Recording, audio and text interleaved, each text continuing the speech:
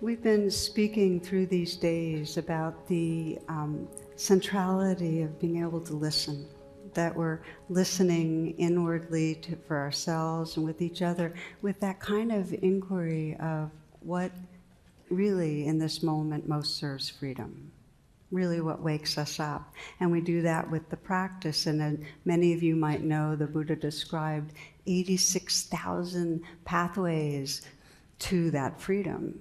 And so it's, there's a bit of picking and choosing here, It's really a customizing. But the common denominator of all that customizing is that we all have the same conditioning to kind of grab onto things and push things away.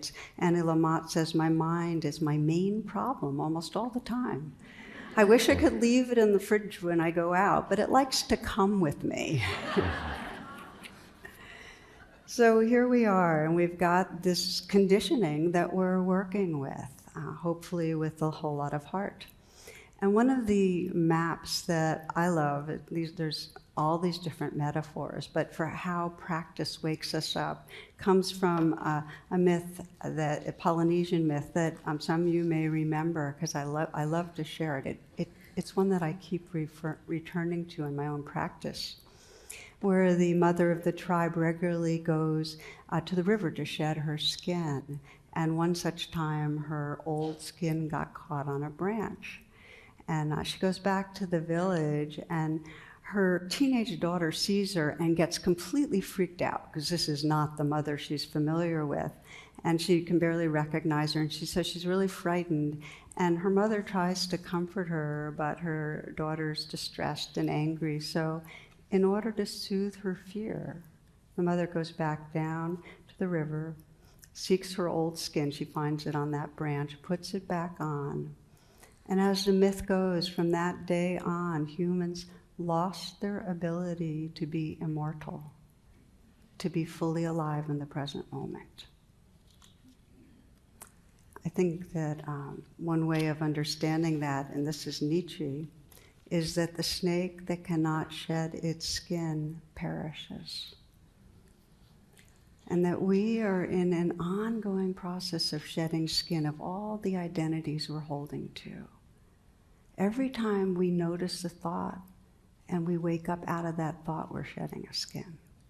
And when the more grasping beliefs are the negative beliefs, when we start to say, oh, it's just a belief, we're shedding a skin.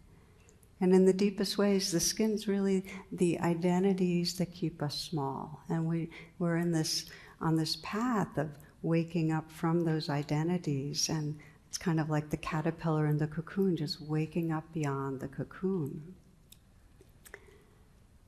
Mark Nepo, one of my favorite poets, has a term for this process. He calls it taking the exquisite risk.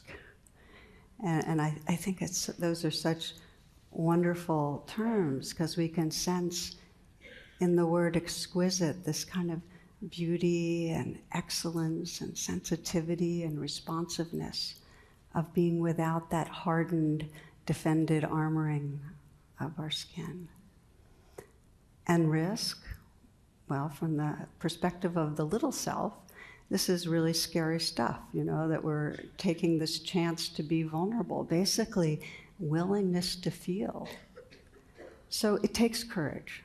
It takes this willingness to be with what is, taking the exquisite risk, and we're only able to do it if there's enough safety. And by that I mean we have to have a reasonable amount of sense of being connected or belonging to be able to risk that vulnerability.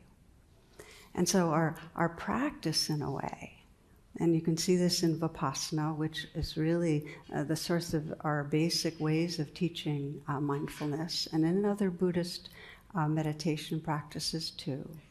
You can see two domains, and one of the domains is the kind of skillful means, the 86,000 pathways that help us develop the kind of safety, sense of connection, belonging, peace, balance, all the positive states that make it enough of that sacred container so that, and this is the other domain, we can just be.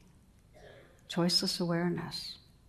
Okay, so cultivating positive states, choiceless awareness. Give you an example that I thought was kind of cool of this is because when I was learning about Gandhi some years ago, one of the stories that really struck me was that I didn't know, as a young man, he was super shy. He was tongue-tied and plagued by fears and doubts. Even as a lawyer, he was, initially he would go in terrified in the courtroom, especially when he had a difficult argument he was supposed to do. So he had a ton of self-doubt, lack of self-confidence, and so on. So, as a child, he obsessed a lot. And there was a story of a family servant who was really touched by how this young boy would daily run into her arms in tears after being bullied at school. So here's what she did. She said, "Whenever you're threatened, instead of running away, stand firm and repeat the mantra, Rama, Rama, Rama. And this will turn your fear into courage."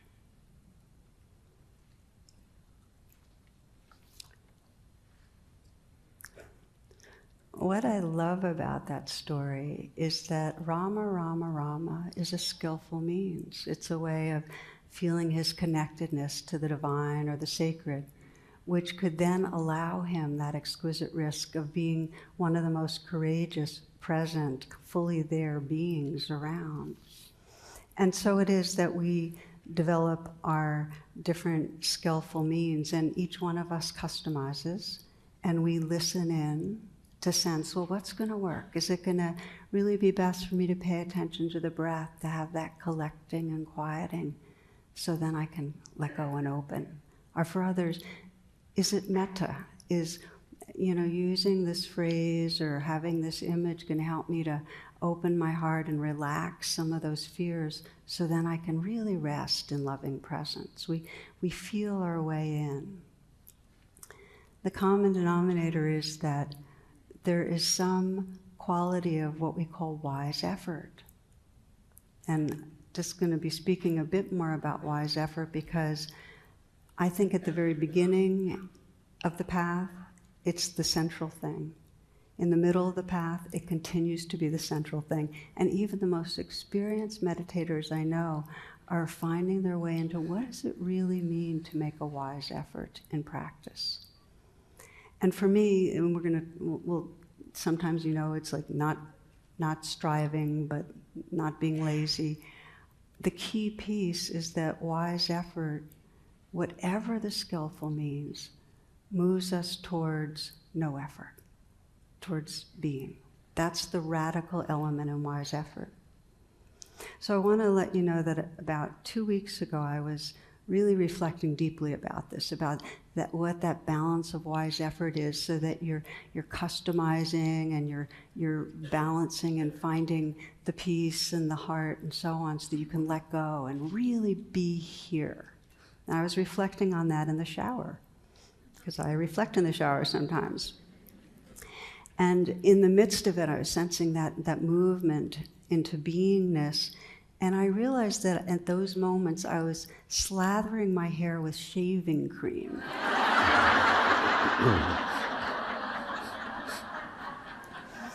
Afterwards, Jonathan said it was a good thing I didn't start shaving.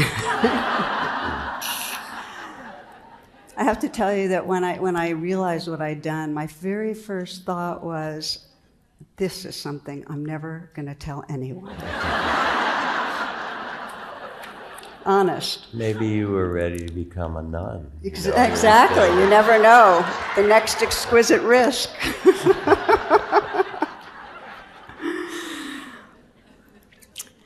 So one of the things that we track with our students and with ourselves is the quality of effort. And that's why we had that question up for you.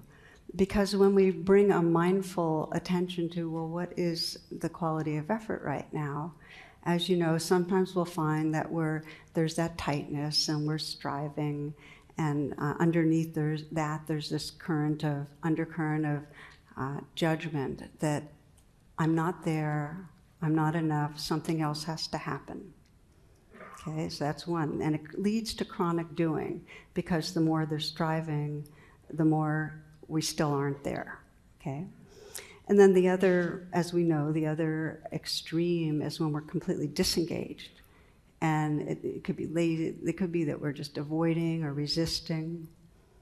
One football coach said to a player, what is it with you? Is it ignorance or apathy? And and the player's response was, I don't know and I don't care.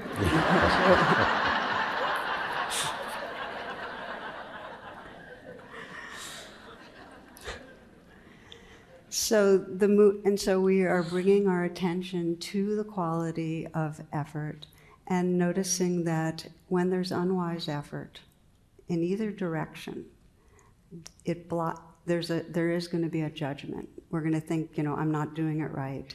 And any judgment blocks our natural care and clarity, any judgment.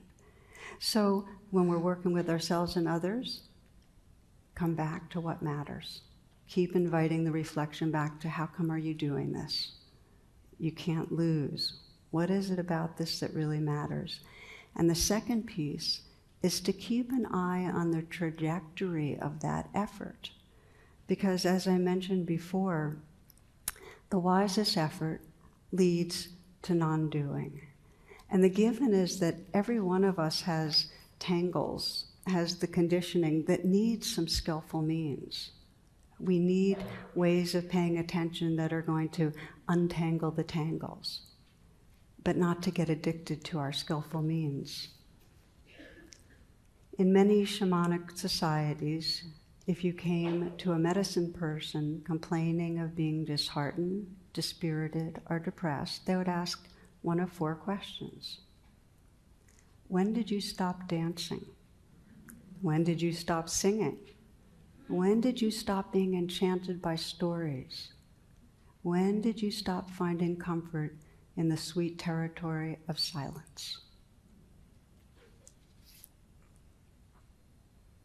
It gives you that feeling that the wise effort is the effort towards presence, but it has a quality of uplift, that we're encouraging ourselves along. It's like having that smile in the mind.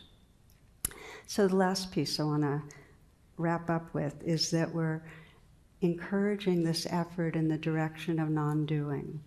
And I would say that more and more over the last years when I'm working with myself and others, one of the key pieces I'm realizing is that we forget to stop doing, that we just get hooked on making the effort. As Jack always says, we're not in this to learn how to breathe, although learning how to breathe well is great.